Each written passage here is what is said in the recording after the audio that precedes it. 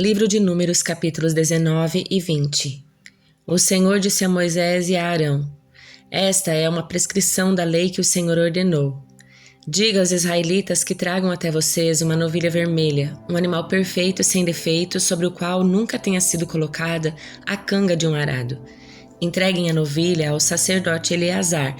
Ele a levará para fora do acampamento e na presença dele a novilha será morta. Eleazar pegará com o dedo um pouco do sangue dele e aspergirá 7 vezes na direção da entrada da tenda do encontro. A novilha inteira, couro, carne, sangue e excrementos, será queimada na presença de Eleazar. Então ele pegará um pedaço de madeira de cedro, um ramo de sopo e um pouco de fio vermelho e os lançará no fogo onde a novilha estiver sendo queimada. Em seguida, o sacerdote lavará suas roupas e se banhará com água. Depois disso, voltará ao acampamento, mas ficará cerimonialmente impuro até o entardecer. O homem que queimar a novilha também lavará suas roupas e se banhará com água, e também ficará impuro até o entardecer. Então, uma pessoa cerimonialmente pura juntará as cinzas da novilha e as colocará num lugar cerimonialmente puro, fora do acampamento. Elas ficarão guardadas ali para que a comunidade de Israel as use na cerimônia da água de purificação para a remoção dos pecados. O homem que recolher as cinzas da novilha lavará suas roupas e ficará impuro até o entardecer. O homem que queimar a novilha também lavará suas roupas e se banhará com água e também ficará impuro até o entardecer. Então uma pessoa cerimonialmente pura juntará as cinzas da novilha e as colocará num lugar cerimonialmente puro fora do acampamento. Elas ficarão guardadas ali para que a comunidade de Israel as use na cerimônia da água de purificação para a remoção de pecados. O homem que recolher as cinzas da novilha lavará suas roupas e ficará impuro até o entardecer. Essa é uma lei permanente para os israelitas e para os estrangeiros que vivem entre eles. Quem tocar num cadáver humano ficará cerimonialmente impuro por 7 dias. No terceiro e no 7º dia, ele se purificará com a água da purificação. Então estará puro. Mas se não seguir esses procedimentos no terceiro e no 7º dia, continuará impuro mesmo depois do 7º dia. Quem toca num cadáver e não se purifica corretamente, contamina o tabernáculo do Senhor e será eliminado do povo de Israel. Permanecerá impuro, uma vez que a água da purificação não foi aspergida sobre ele. A seguinte lei se aplica quando alguém morre numa tenda. Quem entrar nessa tenda e quem estiver dentro dela quando a morte ocorrer, ficarão cerimonialmente impuros por 7 dias. Qualquer vasilha que não tiver sido tampada também ficará contaminada. Se ao andar pelo campo alguém tocar no cadáver de uma pessoa morta à espada ou que tenha morrido de causas naturais ou tocar num osso humano ou num túmulo, ficará impuro por 7 dias. Para remover a contaminação, coloquem parte das cinzas do holocausto de purificação num jarro e derramem água corrente por cima. Então uma pessoa cerimonialmente pura pegará um ramo de sopo e o molhará na água. Em seguida, aspergirá água sobre a tenda, sobre todos os utensílios e sobre as pessoas que estavam na tenda. Fará o mesmo com a pessoa que tocou num osso humano ou num morto, ou se alguém que morreu de causas naturais ou que tocou num túmulo. No terceiro e no 7º dia, a pessoa cerimonialmente pura aspergirá água sobre quem estiver contaminado. No 7º dia, aquele que está sendo purificado lavará suas roupas e se banhará, e ao entardecer estará puro da sua contaminação. Contudo, aquele que se contaminar e não se purificar será eliminado da comunidade, pois contaminou o santuário do Senhor. Permanecerá impuro, uma vez que a água da purificação não foi aspergida sobre ele.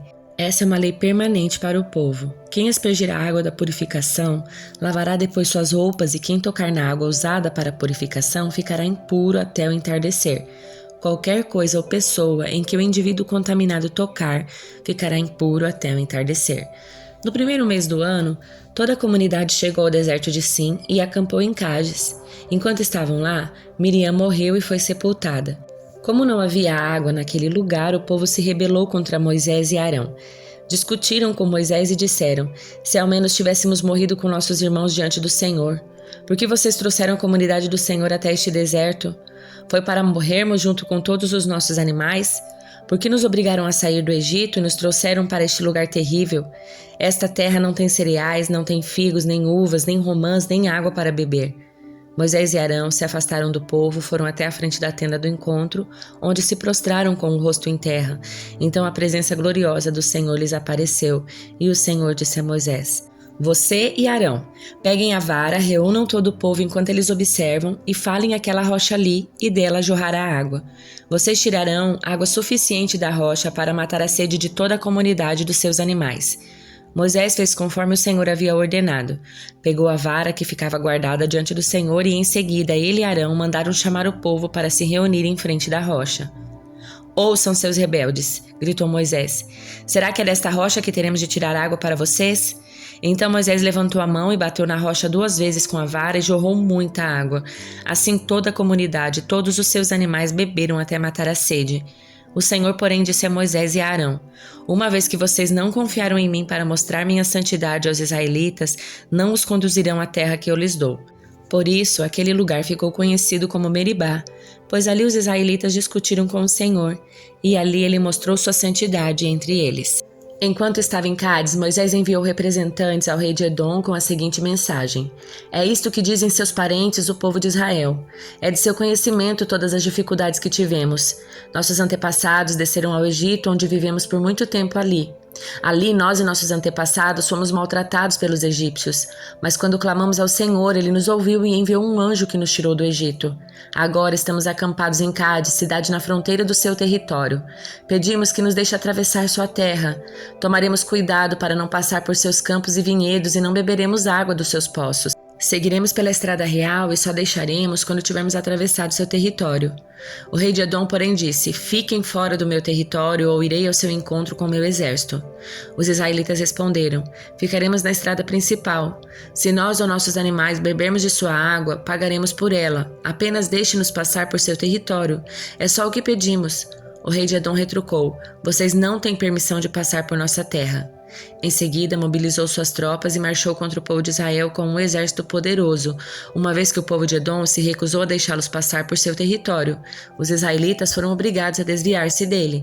Então, toda a comunidade de Israel partiu de Cádiz e chegou ao Monte Or. Ali na fronteira com a terra de Edom, o Senhor disse a Moisés e a Arão: É chegado o momento de Arão reunir-se a seus antepassados. Não entrará na terra que dou aos israelitas, pois vocês se rebelaram contra minhas instruções a respeito da água em Meribá. Agora leve Arão e seu filho Eleazar ao Monte Or. Em seguida, tire as roupas sacerdotais de Arão e coloque-as em Eleazar, seu filho. Arão morrerá ali e se reunirá aos seus antepassados. Moisés fez conforme o Senhor lhe ordenou. Os 3 subiram juntos ao Monte Or, enquanto toda a comunidade observava. No topo, Moisés tirou as roupas sacerdotais de Arão e as colocou em Eleazar, filho de Arão. Então Arão morreu no alto do monte, e Moisés e Eleazar desceram. Quando a comunidade percebeu que Arão havia morrido, todo o povo de Israel lamentou sua morte por 30 dias. Salmo de número 35. Ó Senhor, defende-me dos que me acusam, luta contra os que lutam contra mim. Põe tua armadura e toma teu escudo. Prepara-te para a batalha e vem me socorrer. Levanta tua lança e teu dardo contra aqueles que me perseguem. Que eu te ouça dizer: eu lhe darei vitória. Sejam derrotados e humilhados os que procuram me matar.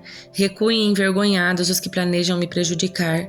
Sopra-os para longe como palha ao vento, e que o anjo do Senhor os disperse. Torna o caminho deles escuro e escorregadio, e que o anjo do Senhor os persiga. Não lhes fiz mal algum, mas eles me prepararam uma armadilha, sem motivo. Abriram uma cova para me pegar. Portanto, que venha sobre eles destruição repentina. Sejam pegos na armadilha que me prepararam. Sejam destruídos na cova que abriram para mim.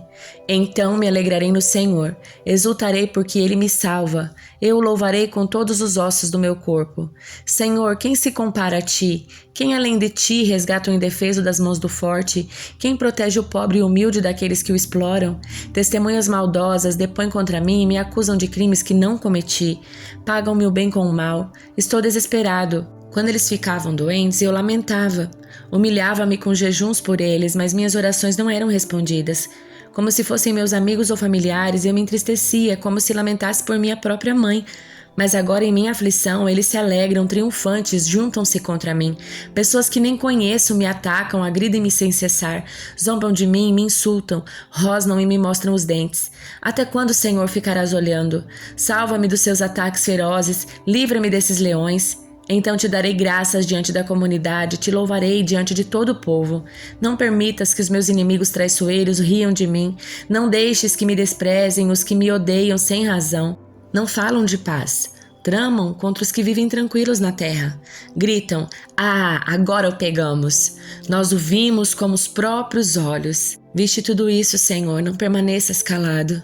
Senhor, não me abandones agora. Desperta, levanta-te para me fazeres justiça. Defende a minha causa, meu Deus e meu Senhor.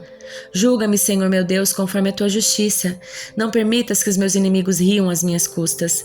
Não deixes que digam: conseguimos o que queríamos, agora vamos acabar com ele. Sejam envergonhados e humilhados os que se alegram com minha desgraça. Sejam cobertos de vergonha e desonra os que triunfam sobre mim. Exultem e alegrem-se, porém, os que me defendem. Que eles digam sempre: grande é o Senhor que se agrada de abençoar seu servo com paz. Então proclamarei tua justiça e te louvarei o dia todo. Evangelho de João, capítulo 1. No princípio, aquele que é a palavra já existia. A palavra estava com Deus e a palavra era Deus. Ele existia no princípio com Deus. Por meio dele criou todas as coisas e sem ele nada foi criado. Aquele que é a palavra possuía a vida e sua vida trouxe luz a todos. A luz brilha na escuridão e a escuridão nunca conseguiu apagá-la. Deus enviou um homem chamado João para falar a respeito da luz, a fim de que por meio do seu testemunho todos crescem. Ele não era luz, mas veio para falar da luz. Aquele que é a verdadeira luz, que ilumina todos, estava chegando ao mundo. Veio ao mundo que ele criou, mas o mundo não o reconheceu. Veio a seu próprio povo e eles o rejeitaram. Mas a todos que creram nele o aceitaram. Ele deu o direito de se tornarem filhos de Deus. Estes não nasceram segundo a ordem natural, nem como resultado da paixão ou da vontade humana, mas nasceram de Deus. Assim a palavra se tornou ser humano, carne e osso, e habitou entre nós.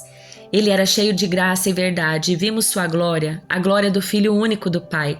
João deu testemunho dele quando disse em alta voz: este é aquele a quem eu me referia quando disse: alguém virá depois de mim, muito mais poderoso que eu, pois existia muito antes de mim. De sua plenitude todos nós recebemos graça sobre graça, pois a lei foi dada por meio de Moisés, mas a graça e a verdade vieram por meio de Jesus Cristo. Ninguém jamais viu a Deus, mas o Filho único que mantém comunhão íntima com o Pai o revelou.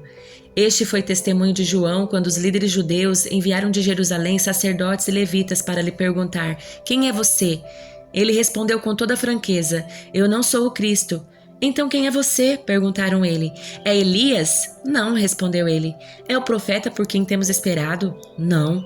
Afinal, quem é você? Precisamos de uma resposta para aqueles que nos enviaram. O que você tem a dizer de si mesmo? João respondeu com as palavras do profeta Isaías: eu sou uma voz que clama no deserto. Preparem o caminho para a vinda do Senhor. Então os fariseus que tinham sido enviados lhe perguntaram: se você não é o Cristo, nem Elias, nem o profeta, que direito tem de batizar? João lhes disse: eu batizo com água, mas em seu meio há alguém que vocês não reconheceram. Embora ele venha depois de mim, não sou digno de desamarrar as correias da sua sandália. Esse encontro aconteceu em Betânia, um povoado a leste do Rio Jordão, onde João estava batizando. No dia seguinte, João viu Jesus caminhando em sua direção e disse: vejam, é o Cordeiro de Deus que tira o pecado do mundo. Era a ele que eu me referia quando disse: um homem virá depois de mim, muito mais poderoso que eu, pois existia muito antes de mim. Eu não o conhecia, mas vim batizando com água para que ele fosse revelado a Israel. Então João deu o seguinte testemunho: vi o Espírito Santo descer do céu na forma de uma pomba e permanecer sobre ele. Eu não sabia quem ele era, mas quando Deus me enviou para batizar com água, disse-me: aquele sobre o qual você vira o Espírito descer e permanecer, esse é o que batizará com o Espírito Santo. Eu vi isso acontecer e, portanto, dou testemunho de que ele é o Filho de Deus. No dia seguinte, João estava novamente com 2 de seus discípulos quando viu Jesus passar. Olhou para ele e declarou: vejam, é o Cordeiro de Deus. Ao ouvirem isso, os 2 discípulos de João seguiram Jesus. Jesus olhou em volta e viu que o seguiam. O que vocês querem? Perguntou. Eles responderam: Rabi, que significa mestre. Onde o Senhor está hospedado? Venham e vejam, disse ele. Eram cerca de 4 horas da tarde quando o acompanharam até o lugar onde Jesus estava hospedado e passaram o resto do dia com ele. André, irmão de Simão Pedro, era um dos 2 que ouviam o que Jesus tinha dito e seguiram Jesus. André foi procurar seu irmão Simão e lhe disse: encontramos o Messias, isto é, o Cristo. Então André levou Simão para conhecer Jesus. Olhando para ele, Jesus disse: você é Simão, filho de João, mas será chamado de Cefas, isto é, Pedro. No dia seguinte, Jesus decidiu ir a Galiléia. Encontrou Filipe e lhe disse: "Siga-me." Filipe era de Betsaida, cidade natal de André e Pedro. Filipe foi procurar Natanael e lhe disse: "Encontramos aquele sobre quem Moisés na lei e os profetas escreveram. Seu nome é Jesus de Nazaré, filho de José." "Nazaré?" exclamou Natanael. "Pode vir alguma coisa boa de Nazaré?" "Venha e veja você mesmo", respondeu Filipe. Jesus viu Natanael se aproximar e disse: "Aí está um verdadeiro filho de Israel, um homem totalmente íntegro." "Como o Senhor sabe a meu respeito?" perguntou Natanael. Jesus respondeu: "Vi você sob a figueira antes que Filipe o chamasse." Então Natanael exclamou: "Rabi, o Senhor é o Filho de Deus, o Rei de Israel." Jesus lhe perguntou: "Você crê nisso porque eu disse que o vi sob a figueira? Você verá coisas maiores que essa." E acrescentou: "Eu lhes digo a verdade, vocês verão o céu aberto e os anjos de Deus subindo e descendo sobre o Filho do Homem."